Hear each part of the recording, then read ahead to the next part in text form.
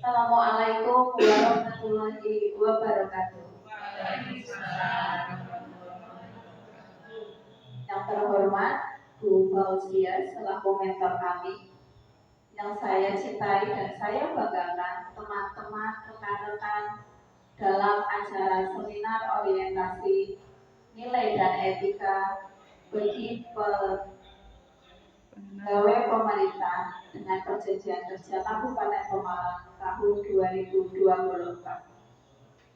Pertama-tama, marilah kita panjatkan puji syukur kepada Allah Subhanahu wa Ta'ala yang mana berkat rahmat dan hidayahnya pada pagi hari ini kita bisa berkumpul di sini. Tak lupa salawat serta salam kita haturkan kepada Nabi kita Nabi Muhammad Sallallahu Alaihi Wasallam. Semoga kelak kita menjadi umatnya yang mendapatkan syafaat. Amin. Mohon izin Ibu Mentor, saya akan menyampaikan laporan hasil orientasi dan rencana kerja P3K Kabupaten Pemalang angkatan ke-26 tahun 2002. Berikut biodata saya. Perkenalkan, nama saya Dika Nurwidiawati SPD. Saya bertugas di SDN 03 Kecamatan. Latar belakang dari kegiatan orientasi ini adalah bahwa pegawai ASN itu terdiri atas pegawai negeri sipil dan pegawai pemerintah dengan perjanjian kerja. PPPK adalah warga negara Indonesia yang memenuhi syarat tertentu yang diangkat berdasarkan perjanjian kerja dalam jangka waktu tertentu dalam rangka melaksanakan tugas pemerintahan. Sebelum kita sebagai ASN menjalankan tugas, diperlukan pembekalan atau orientasi tugas dan fungsi, nilai-nilai serta etika jabatan, sehingga nantinya dapat memenuhi core value berakhlak dan employer branding ASN, bangga melayani bangsa sebagai transformasi budaya kerja ASN. Kemudian masuk ke profil SD saya, di tempat di mana saya mengajar. SD Negeri 3 Persangakan, Kecamatan Comal, memiliki 8 guru definitif. Selain mengajar, guru-guru kami juga memberikan bimbingan kepada peserta didik agar prestasinya selalu meningkat. Semua pengajar di SD Negeri 03 Persangakan bertugas sesuai dengan kompetensi dan tupoksinya masing-masing. Untuk alamat lengkap SD kami di Jalan Himalaya nomor 1, Desa Persangakan, Kecamatan Comal, Kabupaten Pemalang. Visi dan misi SD Negeri 03 Persangakan. Visinya yaitu terwujudnya lulusan sekolah dasar yang berakhlak mulia, cerdas, dan terampil. Dalam mewujudkan visinya, kami memiliki misi yang pertama, membiasakan siswa untuk melaksanakan ibadah sesuai dengan agama yang dianutnya. Kemudian, misi yang kedua, menumbuh kembangkan budaya jujur, disiplin, dan bersahaja. Kemudian, misi yang ketiga, melaksanakan pembelajaran dan pembimbingan secara aktif, kreatif, efektif, dan menyenangkan sehingga siswa dapat berkembang dengan maksimal.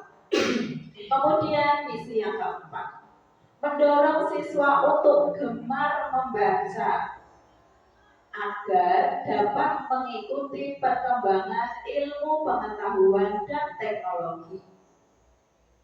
Misi yang kelima yaitu melatih siswa untuk memiliki berbagai keterampilan sebagai bekal hidup di masa yang akan datang. Nah, dari misi ini saya akan menitik dari misi ini saya akan menitik beratkan pada poin keempat, yang mana nanti ada dalam RHK saya. Nah, masuk dalam rencana hasil kerja yang akan saya laksanakan.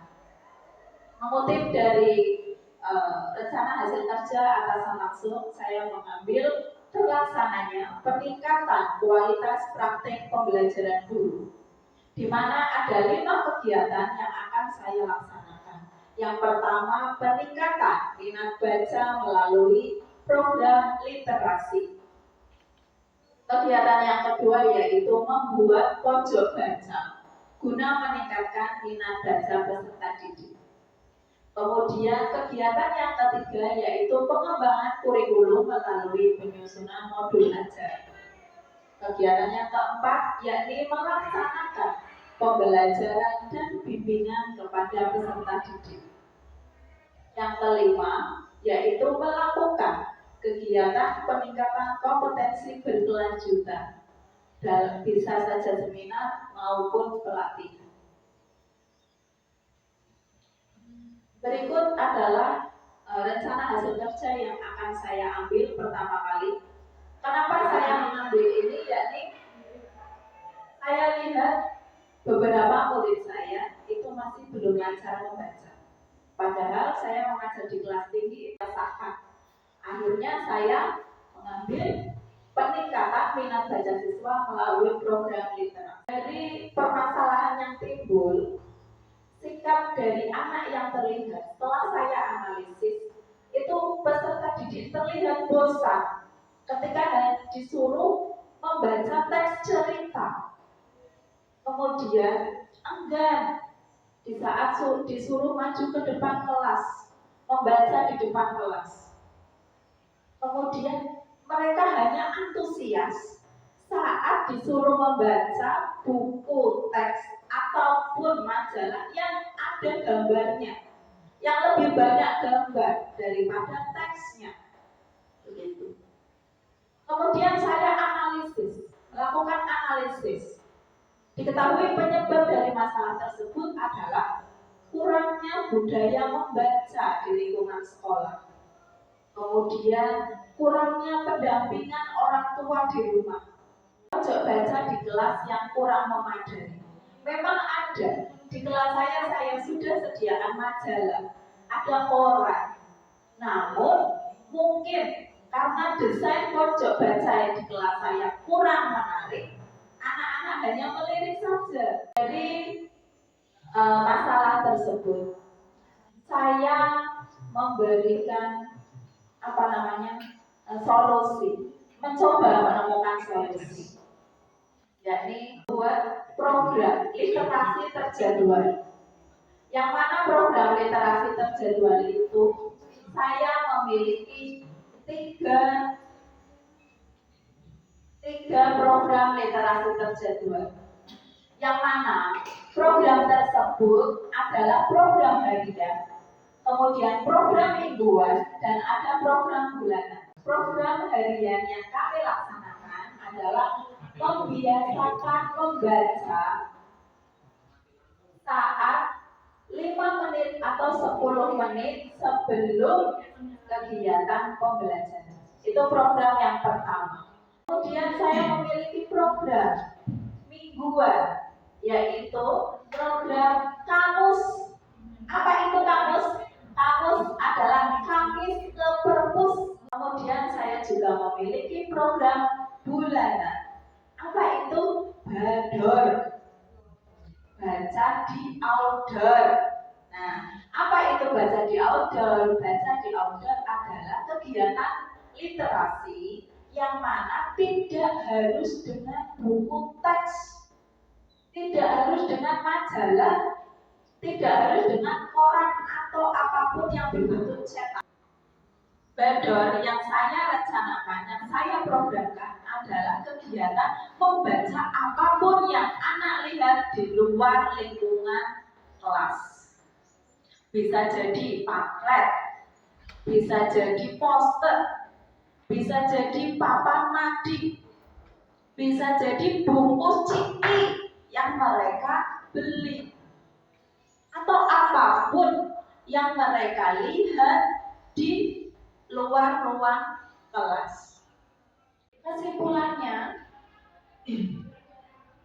untuk memberikan atau melayani kita sebagai seorang ASN untuk memberikan pelayanan yang maksimal kepada siapa? Karena kita seorang pendidik, berarti kita memberikan pelayanan kepada siswa kita sebagai konsumen utama kita. Kita harus berorientasi pelayanan sesuai dengan core value ASN berakhlak. Dari saya, mohon maaf apabila ada kata-kata yang kurang berkenan. Mohon tanggapan dari Ibu Mentor dan rekan-rekan sekalian. Terima kasih.